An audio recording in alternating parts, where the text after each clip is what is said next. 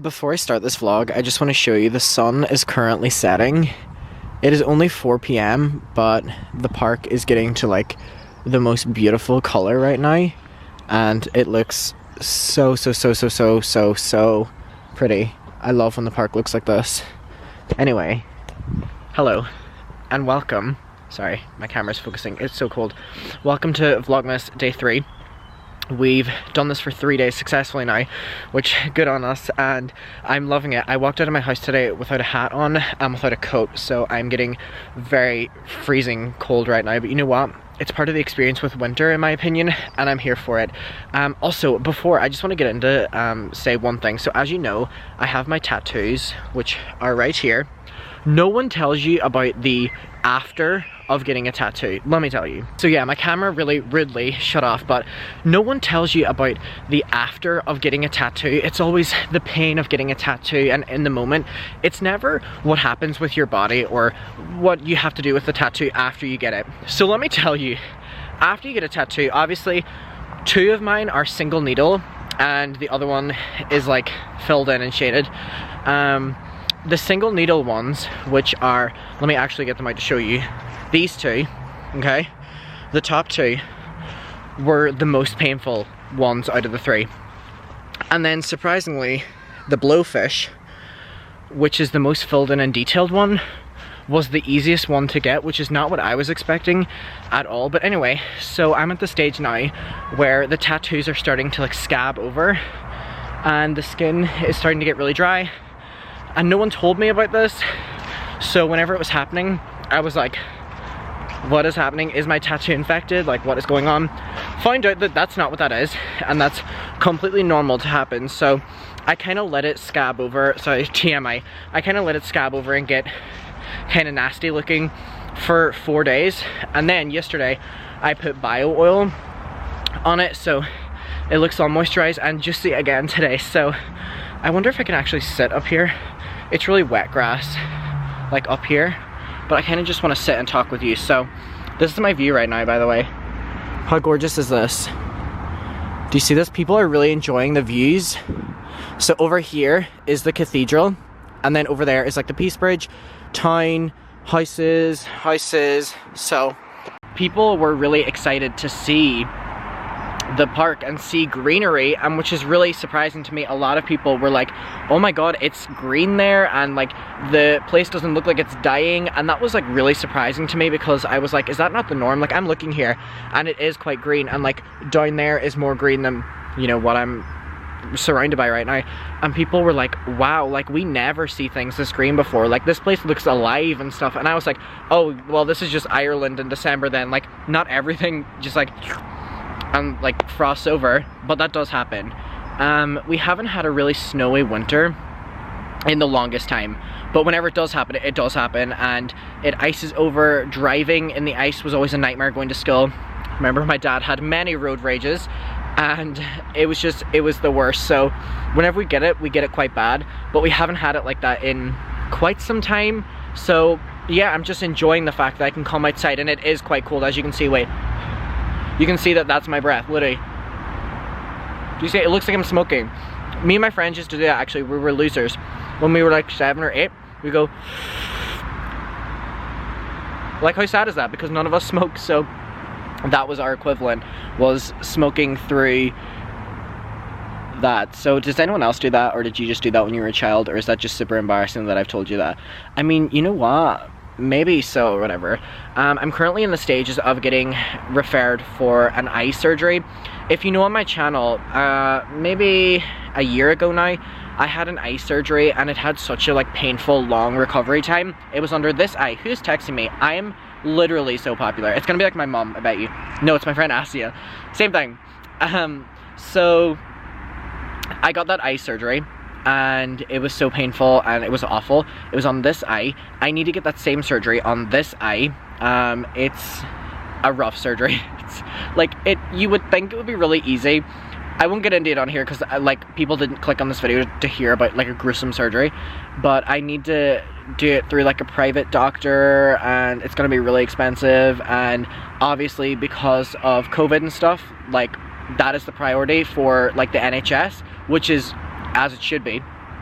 So I have to go to a private doctor because obviously I've had an issue with my eye now since January, so I need to get it sorted out and I need to go to a private doctor, and it's going to be a lot of money, so I'm not excited about that. But isn't that what Americans deal with? Like, I'm pretty sure y'all, well, you don't have the NHS, so things aren't covered, so you just have to pay your own medical. I think we do to a degree. I really, this is the thing, this is my issue with schools. You don't learn about this shit and you're so uneducated in it. Like, do you hear how uneducated I am in, like, the medical department, which is something that, like, affects my life and affects, like, anyone else's life who's, like, in this park right now, and we don't know because we don't get taught it in school. Same thing about taxes. Oh my god, not to go on this rant, but I'm doing my taxes for the first time this year, and you know, I've never had to do my taxes before. Because YouTube has been my first ever job, and I'm self-employed, and yeah, I'm doing taxes for the first time ever, and no one teaches you how to do tax, how to file for it. I have an accountant. Oh my god, there's a TikTok where it's like, I'm an accountant, but I had to get an accountant, and so I was doing everything properly, and I didn't want to mess it up, and because it's my first year paying tax in like a certain amount, I didn't want to mess it up, and I just wanted to do it, like, everything 100% correctly and not mess anything up. So I have that accountant right now, and so I actually need to have a meeting with him soon because, you know what I mean. So you don't learn these things in school, which is so fucking frustrating. Like, the essentials, you don't know. Why aren't we taught this? But we're taught, and I hate to pull up the argument of, like, algebra and stuff like that, but we genuinely don't learn the essential stuff. No, we know how to do algebra, we know how to do basic science that isn't going to affect us in any way, and we don't know how to do our taxes, we don't know how to register to vote, we don't know how to... That's stuff that you should be getting taught, right? You can have that argument below with me, but I fully believe... I mean, the education system is different in a bunch of different places, but over here it's quite poor, so it's not good, and I wish we were taught it, so anyway. One little moment that I want to share with you actually is it's not dark enough for it oh my god, you can see that? It's not dark enough for it right now, but normally whenever there's a certain part in Derry that I go to for this, but honestly anywhere kind of works for it. It's so wild and I can't explain it, and I don't know where the association proper comes from. I know like a base knowledge, but anyway, you know, whenever it's really dark in a place and you look out and you can see like the lights of houses and the lights of buildings and stuff like that, I associate that every single time with my granny. Now, you're probably like, what the fuck? Like, where does that come from? And I'm honestly like, yeah, right. Here's what it is. My granny, who's no longer here, I have very selective memories of her because I was very young. So I wish I had more, I wish there were more photos, you know what I mean? But what's done is done. I have very selective memories of her. One of the memories that I'm fully aware of is I associate Maltesers with her because she used to always have Maltesers sitting on her table when we went in, and I was like, oh my god, I'm getting a treat. And the other thing was, whenever my dad would drive us to her house, I remember it would always be at nighttime, or it was always probably at winter, so it was like 6 p.m. and completely dark, and we would see a view like this where you would look out and it would be pitch black. I'm trying to like paint this picture for you. It would be pitch black, and we would see all of these like sparkling lights of, you know, like cars and buildings and whatnot, and I just associate that every time I see the likes of it. Even when I'm on an airplane, which is like, you know what I mean? When I'm on an airplane and I look out and I see, you know, the lights of like living and stuff like that, of like people just living their lives, I always think about my granny because that was the view that I associate going to see her with. So anytime I see it, I always get like, oh, I get like choked up because I'm like, I just associate it with her, and it's such a, you know, recognizable thing for me now, and it's something you see every single day, which is like nice, I guess, because it's something I can always take with me that reminds me of her. So I'm glad at least I have, you know, some little distinguishable memories that I'm like, ah, yeah, that was granny. So looking out here, the only reason I'm telling you this is because I'm looking out, and literally every time, so that proves my point that I looked out, I saw it, I had to tell you because it happened in real time. So it's kind of less right now because obviously it's still quite light, but imagine it was like really dark here and you would just see these lights. That's literally what I associate with going to her house or going to her house with. So I don't know, that's always like a really interesting little story I like telling people, and I always bring it up because you're always in a situation where you're looking out and you're seeing all these lights no matter where you are. So I want to ask you a question. Where do you associate things with maybe people who are not here anymore? Whether it's family members, friends, whatever, animals. Like, is there something that reminds you of them, or like almost like triggers like a memory of them? So for me, it's that, and Maltesers, which I don't know if I've told that story before. I tell it to everyone, so I'm always like deja vu when I tell it. Kind of like deja vu whenever I look out and see, you know, all this. I'll post someday on one of my social medias like a picture of the actual area when we would be driving up to her house, and we would look out, and it was like the most perfect view. Let me describe it. Hold on, I'm getting into like mental character here. We would look out and it was to our left, and you would just see the city lights, literally just all the city lights, and I would know that I was going to Granny's house.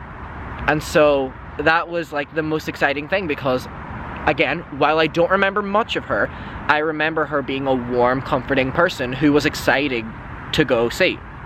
So looking out and seeing that just always reminds me of her. And you can never change what has already happened, but oh my god, I wish like I got to spend more time with her, or at least like my brothers have more memories with her and of her, because they were like, what were they, like 6 to 10 maybe? I was way younger than that. So like there's also, I'm so glad for photos, because you know, whenever you see a photo and it like triggers a little bit of a memory, there is a photo and it's her sitting in the middle, my brother to the left, my brother to the right, and me peeking over. I'm pretty sure that's how it goes. And I'm there, they're all three of them are posing, and I'm there holding up a £5 note. And this was because whenever you went to her house, she would always give you Maltesers and like slip you a £5 note. And so my brothers also got this £5 note, but obviously they were more secretive at hiding it. And because my dad would never like her giving us money, he wouldn't want her to do that. And so my brothers knew to hide it and like put it in their pockets. But whenever the camera came out, I was like this with the £5 note, because I was so happy, because £5 is like, and especially back then, like the older you get, the more you realize like money and the concept of it. And I think that's where like a lot of problems for a lot of people, and even myself, stem from, whenever you're fully aware of how much the world revolves around money. And it's, that's really fucking scary. But anyway, back then the innocence of £5, a £5 note, was just the world. Like it was, and especially money back then at least had more impact. Does this make sense? So like a £5 note got you more than what it does now. Like everything is £5 now, and I think the meaning of a £5 on what it used to be is a bit different. Because oh my god, like remember the tooth fairy? The tooth fairy used to give me like £1 or like maybe £5, like £1 to £5, and that would like, if I went to a tuck shop, that would do me for maybe 2 weeks. And I like speak to these people now that I know who have kids, and they're like, oh yeah, the tooth fairy gave them a £20 note or gave them a £30 note, and I'm like, excuse me? I'm like, when I'm a parent, I have to do that? Because I am not doing that. So like the value of money and the expectation around money is so much higher. And so I feel bad for the new generation of kids, because the innocence is no longer there. And like perfect example is toys. Like if you think about toys, what child wants toys these days? Which really, it upsets me. And I believe though it has everything to do with the parenting, because if you're watching movies, creative, if you're watching like Toy Story, you want the toys who were in Toy Story. I did. Or if you're just giving them an iPad and you know they're on their iPad, their expectation is gonna be like, I want an iPhone next. Where I think my first interest in having an iPhone came at age 12. And before that I had other phones. Like I had like a little brick one, I had a BlackBerry, I loved my BlackBerry. But the expectation, I believe, is a lot higher on parents these days, because children see and children want. So if a child sees their parent only on an iPhone and you know like on their screen all day, they're gonna want that because it's learned behavior. Or if a parent is reading to their child every day, or a parent is playing with toys, that's at least what inspired me to want to have the toys over the phone. And I am glad, like, I know a lot of people weren't allowed phones of any sort until they were at least 16. Now I'm glad my parents weren't like that. For them, now I would always get hand-me-downs. I wouldn't get like my own phone, I would get my dad's old phone or something. I'm so glad, because it was from that made me have the interest in phones and have the interest in computers, and then the interest in uploading videos to YouTube, which has stemmed into my job. So I think everything is full circle, but I don't know, it's really weird one, because I value my years of playing with the Toy Story toys and playing with Legos and playing with Play-Doh and stuff like that. And whenever I know people who have children now, they don't say that they do that, and it's like what does Santa bring? You know what I mean? Santa's a cool guy, and it's like their lists to Santa are obviously a lot more advanced, and Santa's elves are gonna have to work 10 times harder to get an iPad than get a fun toy. Now, I do think, however, the generations are getting younger and younger of what they're able to do on devices. Like, I fully believe, you know, these younger kids are gonna be so much better at their iPhone and coding and stuff like that than what I was and what I am. But at least I feel like our generation, is in my one, we grew up with that. We grew up in the 2010s and 2000s, so we know all this shit, we know all the iPhones, we all, you know what I mean? And the younger generation is only getting younger and starting that, so they're gonna know it way before, or way more than us. But I'm not gonna let myself fall behind. I could never let myself fall behind on my knowledge of like computers and stuff. I feel like I couldn't. I've dedicated so much of my life to it that I just feel like it would be wrong, you know what I mean? But then again, so many days I wake up and I'm like, I'm not gonna check my phone, and I don't check my phone. And sometimes the only time I go on my phone, oh my god, look how pretty the sky looks right now. Sometimes the only time I go on my phone is to open my YouTube studio to post a video. I am less dependent on my phone than a lot of people believe. I used to be so bad. Oh my god, this view right now. Oh my god, the view is devouring, right? Whoa. Okay, sorry, I was talking about me being dependent on my phone. Yeah, whenever I was 14 and 15, I used to be so dependent on my phone to like a disgusting amount. Like, I would sit at the dinner table on my phone and stuff like that, and I feel like over time, I've definitely kept my limits with my phone, and I feel like I limit myself way more nowadays than what I ever did. I think especially when your job is very heavily reliant on you being on your phone, or, you know, having a social media presence, I'm able to make more of a disconnect than what I used to do. So I mean, that's a good thing, and at least I'm self-aware that I was awful in my use of my phone in the past, and it's getting better, and I never want to be without it, because it's the thing that, you know, keeps me entertained. It's the thing that keeps me creative. It's the thing that, but at the same time, without it, that's the thing that also keeps me creative. And it's like, if I don't go on my phone the entire day, like I put it in my drawer, don't open it, I can be the most creative person ever, like drawing art, like writing notes, whatever, but I can be the most creative person with my iPad, you know what I mean? So there's definitely a two-way stream, and I think it's all about balance. But I think balance is important in everything in life, and the older you get, the more you realize that, right? Okay, the sky's starting to look like what I said. Reminds me of my granny. Let me show you. This is so cute. Okay, it's starting to get there. Do you know what I mean? I hope I'm making any sort of sense right now. But this park is so gorgeous, and I know this is what y'all want to see, the park. A lot of people were like, I don't even care what you're saying, I just want to see the park. So there's an area up there, and you come down here, and all of this. So this is for the people who wanted to see the park more, and who don't care about what I'm saying. And you don't have to care about what I'm saying. I'm just enjoying the fact that every day now I can come on a little walk, which is keeping me fit as well. So thank you for that, and talk. And, you know, videos that I post in December are normally the ones that I look back on most fondly, because December is one of my favorite months of the year. Oh, also, update. I'm like talking in a much quieter voice because like the park is getting like shockingly quiet.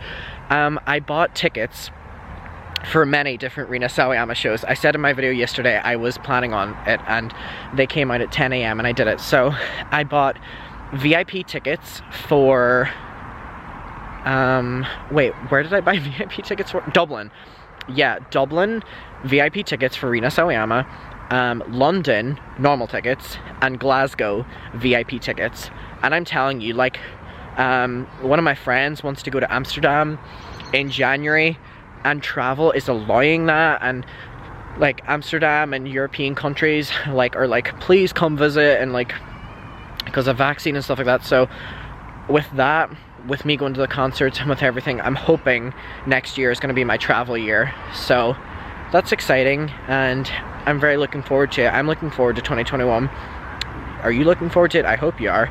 I think after going through 2020, we need something to be a little bit more positive about, and I think 2021 will be that. You alright? So, I don't know. No, it said Merry Christmas to me yesterday. I said it to you yesterday, and I'm I saw you walking down that way. The reason I walked back, I wasn't being ignorant, trying to ignore you. No. I was going the wrong way. I'll say it to you again today. Merry Christmas. It's our theme now.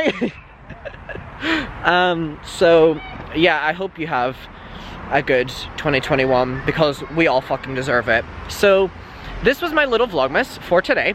I hope you have a good one, and stay safe, and I'll see you very soon. Bye.